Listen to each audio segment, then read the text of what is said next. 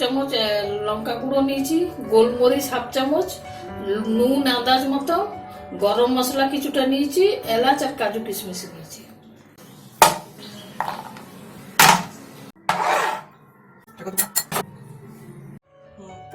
চারটে রসুনের কোয়া আর একটা ছোট সাইজের পেঁয়াজ নিয়েছি।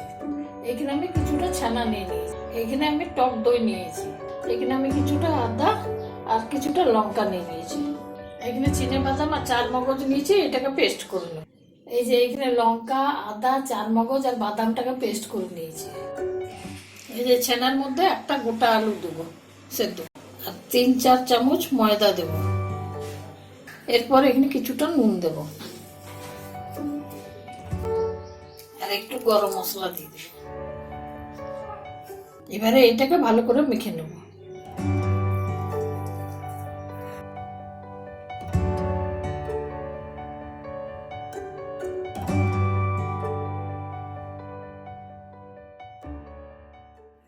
এই যে ছানাটাকে এইভাবে মেখে নিয়েছি, এবার একটা একটা করে বল তৈরি করব।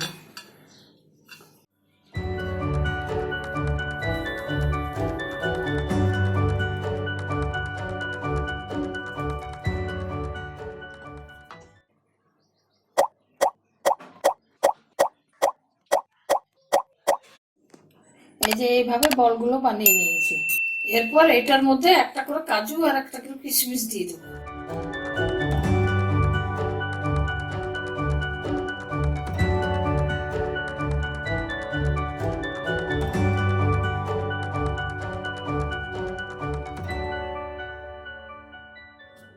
এরপর বলগুলোকে একটু ময়দা মাখিয়ে ভেজে নেব।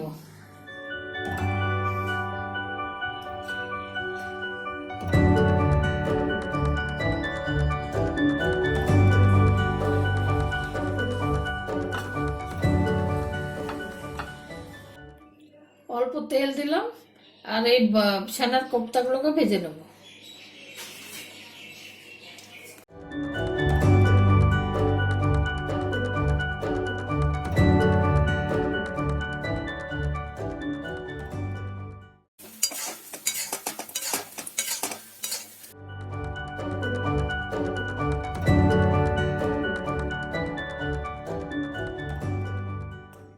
এই যে এইভাবে ভেজে নিয়ে তুলে নিয়েছি।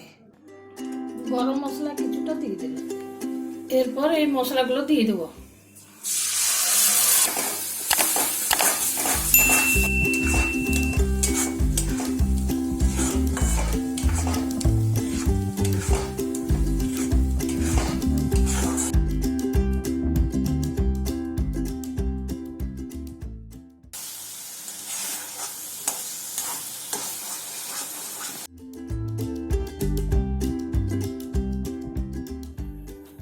পেঁয়াজ রসুনটা ভেজে নেব।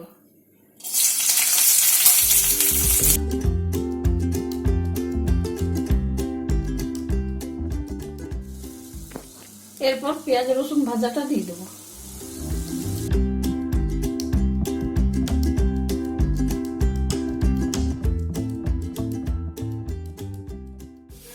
এরপর এটাতে নুন আর লঙ্কা গুঁড়ো দিয়ে দেবো। এরপর এখানে টক দইটা দিয়ে দেবো।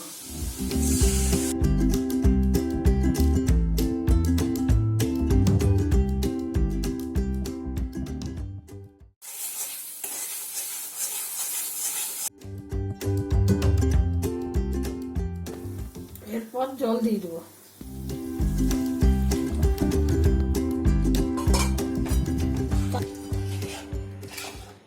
এরপর এগুলো ফুটে আসলে কোফতাগুলো দিয়ে দেবো।